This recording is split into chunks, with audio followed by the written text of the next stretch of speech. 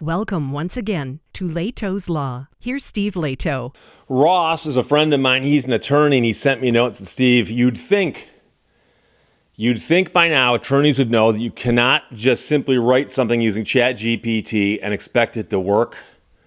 And for some odd reason, no. And I've done several videos on stories like this one. And again, how many of these stories will occur before somebody goes, oh, maybe I need to do the work myself, the way I used to, I don't know, back in law school. So there's two different things I'm working off of here. One is the actual case. I got the opinion that talks about this, but there's a summary of this case from Virginia Lawyers Weekly, and it involves sanctions, where an attorney must explain purportedly false references in a court filing, and purportedly is being nice. A court filing, a document that got filed with the court, contained all kinds of gibberish, nonsense, created by ChatGPT, and an attorney signed it. Now, I often talk about the effect of a signature. And if you sign a document, you're just a regular person signing a document, and later in court, you're going to argue and say that thing you signed shouldn't be enforced. A court's going to go, did you sign that? And you say, yes. A court's going to assume that you signed it because you read it, and you agreed with it, and you understood it. If you didn't understand it, why'd you sign it? If you didn't agree with it, why'd you sign it? If you didn't read it, why'd you sign it? Okay? Well, a court will look at an attorney's signature and actually hold them to an even higher standard. And the higher standard is that you've read it, you understood it, and that you are vouching for it. And you are actually saying this document is being filed in good faith. And it's also being filed in a way that I am telling you that it's proper, okay? I mean, they use different language in that, but that's the key. So where a party's brief included multiple cases and quotations that the court could not find because they're probably the result of ChatGPT run amok, its counsel must show cause why they should not be sanctioned and or referred to the state bar for professional misconduct. And so this is something the state bar can look at and go, you need to be sanctioned. But the court can also sanction you. So in case you're curious, the phrase show cause is a reference to where the court will actually tell somebody, you need to come in and appear in front of the court and explain to the court why something should not happen. And so the court is saying here, you're going to get sanctioned unless you can show cause why you shouldn't be. But if these facts are as we think they are, you're going to get sanctioned and referred to the state bar for possible further sanctioning. So about 3 years ago, a lawsuit got filed involving the Federal Whistleblower Act. Case is back before the court because one side objected to a decision, and this is all happening in a federal court. So the stuff is going back and forth, and one side sought a protective order. That is where they asked the court to step in and do something. That's not really that important as to exactly what was being asked, though. But they filed a brief. Somebody filed a brief with the court. And when the other side got the brief, they thought, that's interesting. There's a bunch of cases here I'm unfamiliar with. Or they stand for propositions I didn't quite understand because there's quotes taken from the briefs and it says this, as this court said in this case, this. Turns out that's not there, and many of them the case is not there.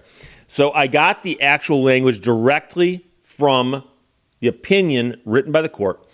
And it says, Federal Rule of Civil Procedure 11C allows district courts to sanction parties that make court filings for an improper purpose or with frivolous arguments, as well as for other reasons. This, of course, includes when attorneys act in bad faith and engage in deliberate misconduct in an attempt to deceive the court. It includes when attorneys do not take the necessary care in the preparation of court filings because such filings are an abuse of the judicial system, burdening courts and individuals alike with needless and expense and delay. Indeed, a key purpose of Rule 11 is to incentivize attorneys to stop, think, and investigate more carefully before serving and filing papers. And so Somebody files something with the court reads it. It shouldn't contain made-up stuff. And now I remember the first couple cases that happened this way. Some attorneys kind of shuffled into court very sadly and said, oh, well, I thought I could rely on ChatGPT. I'm sorry. But when you sign the document, you're verifying its contents and all of that. And don't tell me you're relying on a program that somebody else wrote to do your work for you, because you're the one signing the document. ChatGPT did not sign the document you filed to the court, nor did they guarantee its results. If counsel relies on artificial intelligence or other technology to draft a filing, the attorney is still responsible for ensuring the filing is accurate and does not contain fabricated case law or quotations. If somebody had come to me and said, Steve, I've discovered a judge who doesn't really read anything that gets filed, and opposing counsel looks a little lazy too. Let's just make up some cases and stick them in a brief and see what happens. I'd go, are you insane?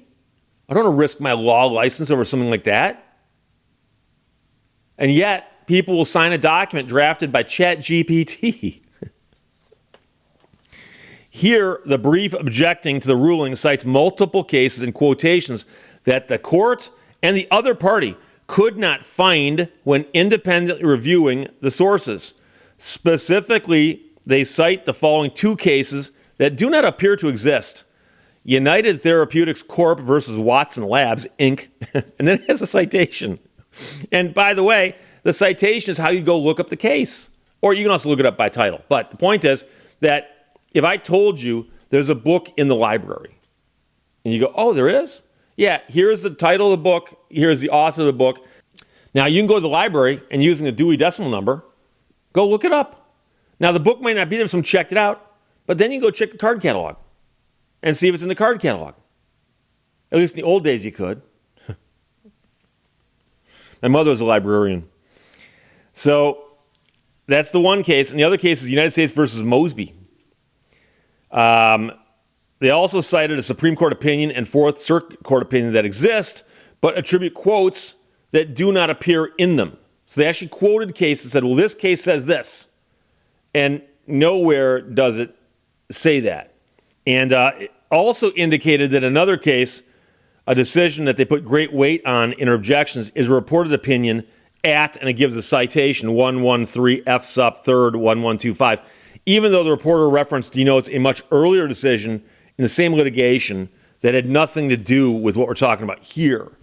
So opposing counsel flagged each of these discrepancies in its brief and posited that they were the result of ChatGPT run amok. Now, the funny thing is, ChatGPT does not need to run amok to just invent stuff. We know that it does that. Everyone should know that it does that by now, right? So, same party provided the court supplemental authority to support her objections after the opposing counsel raised the issue, and she puzzlingly has not replied to explain where the seemingly manufactured citations and quotations came from and who is primarily to blame for this gross error. This silence is deafening. Accordingly, to uphold the integrity of these proceedings and understand where the purportedly false references originated, the court will order counsel to show cause why they should not be sanctioned and or refer to their respective state bars for professional misconduct. You might say, Steve, what's the difference? Well, the court can sanction you in a variety of ways. For instance, the court could strike the brief and just say, we're going to treat it like the brief never got filed. Sorry, disqualify the brief in essence. And so you're stuck wherever you would be if you hadn't filed that brief at all. Second of all, the court can also say, we wasted a lot of time on this. The court wasted time and opposing counsel wasted time looking up non-existent cases and also looking for non-existent quotes. So opposing counsel, how much time did you waste on this? 5 hours. Counsel, how much do you bill your time at? $800 an hour. Okay. You cut a check to them for $4,000. That's not a sanction. I'm assessing costs and fees, right? And then the court can say, but you also wasted the court's time Now, we don't bill our time the way that attorneys do, but it's still time being wasted. My clerk wasted time and I wasted time. Therefore, I'm going to fine you or sanction you and actually order you to pay the court some money to make up for that on some level. And then the court can also do other things. Believe it or not, the court, if they wanted to, could just say, you know something? You lose. Not just this motion, the entire case. Now, that would be an extreme sanction. But I'm pointing out that courts have broad discretion to do what's appropriate. And so it depends what the underlying motion was here, but the underlying motion was for a protective order that was not actually the full merits of the case. So that's highly unlikely. But let's suppose that somebody filed a motion for what we call summary judgment or summary disposition, asking the court to throw out the case. And the plaintiff, in response, filed a motion filled with gibberish like this, response, an answer. I can see a court saying, appropriate sanction at this point is to assume that you didn't file anything appropriate. Therefore, they win. That's a possibility. But as noted, they are also potentially going to report this person to the state bar to investigate professional misconduct. And I've talked before about the rules of conduct for attorneys, and we got a bunch of rules to follow. And one of them says specifically that we cannot file things with the court and sign the filings unless we are prepared to vouch for the filings and say things such as this, is a fair and honest document, and I've reviewed it, its contents are appropriate, and I'm not doing anything that would mislead the court, and et cetera, et cetera. And of course, this right here is an abomination. And so I don't understand how this type of thing is even possible at this point. I don't see the exact dates that these things happened. So I don't know exactly how much notice this attorney was on with respect to the fact that ChatGPT cannot be used for this purpose.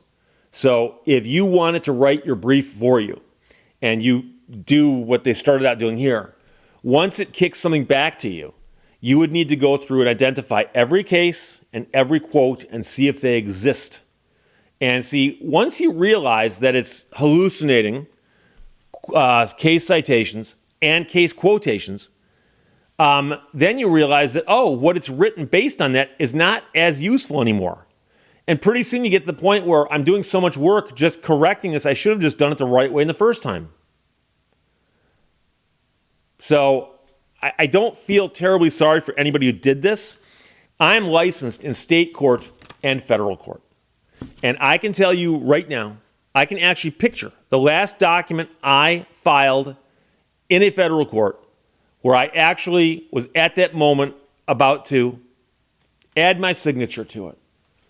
And I actually stop myself and remind myself that this is important. And you better be sure that what you're filing is appropriate. Now, the same rules apply in state court, but federal courts are famously more about the rules than some state courts are. And so everyone knows you don't do this in federal court. And yet here somebody did this. So sanctions, counsel must explain purportedly false references in court filing. And yeah, it appears that they basically asked ChatGPT to write a brief for them and come up with some case law too while you're at it. And some good quotes. Some good quotes are always good. So Ross, thanks for sending that. Questions, comments, put them below. Let's talk to you later. Bye-bye. Thank you for watching Lehto's Law. Never trust a computer you can't throw out the window.